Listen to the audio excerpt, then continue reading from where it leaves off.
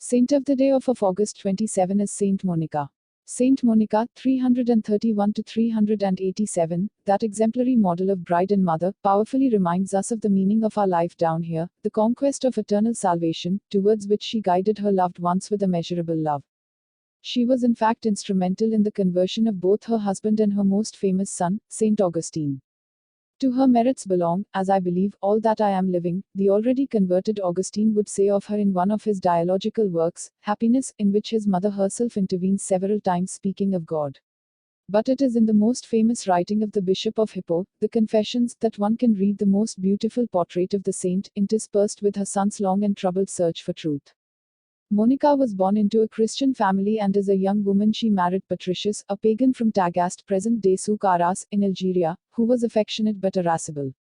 She tolerated his infidelities, she learned not to oppose his angry outbursts, which never degenerated into physical violence thanks to her wisdom in waiting for the right moment to explain herself to him. This exercise of patience and spousal sacrifice was accompanied by prayer for her husband's conversion. Patricius was baptized in 371 and underwent a real change. He died the following year. From their marriage she had 3 children, her eldest son Augustine, 354 to 430, then Navigus, and a daughter whose name is unknown, though it is known that she became abbess in the female monastery of Hippo. Already a widow, it was the dissolute life of Augustine that gave her the greatest sorrow. The future saint, during his studies of rhetoric in Carthage, had met a woman who became his concubine for 15 years and from whom he had a son, Adeodatus, in 372. Augustine's adhesion to Manichaeism induced his mother, in a spirit of loving and decisive correction, to no longer receive him at home, until a premonitory dream showed her that her son would return to the righteous path. Monica had the grace from God to understand which visions and inspirations came from him and which did not. She also trusted in what the Bishop of Tagaste had told her one day: it is impossible for the son of so many tears to be lost. She was constantly offering prayers and tears to God for the salvation of her son, who continued to hurt her, as when he left with his concubine and Adeodatus for Rome, leaving her under false pretenses in Africa. In the end, in 385, Monica also embarked and joined Augustine in Milan. Here, meanwhile, her son was slowly abandoning his mistakes thanks to listening to Saint Ambrose. Monica began to love the Bishop of Milan, like an angel of the Lord. Closing square bracket. For my salvation she loved him so much. And Ambrose, in turn, reciprocated, singing the praises of Monica every time he met Augustine.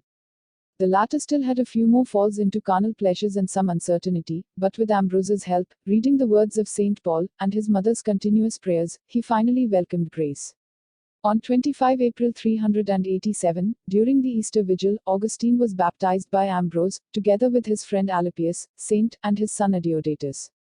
The mission of Monica, who had taken care not only of her children, as if she were the mother of all, was accomplished.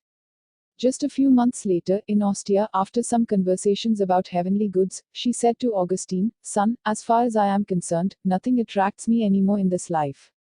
What I am doing here, why I still remain here, I do not know. All my hopes in this world are fulfilled. Only one thing made me want to live a little longer, to see you as a Catholic Christian before dying. God has more than fulfilled my wish, because I see you have become his servant, shunning earthly happiness. What am I doing here?" She soon contracted a serious fever. And after 8 days of illness, on 27 August 387, at the age of 56, she was finally able to contemplate the face of he whom she had sought, and taught to seek, throughout her earthly pilgrimage. Patroness of married women, mothers, widows.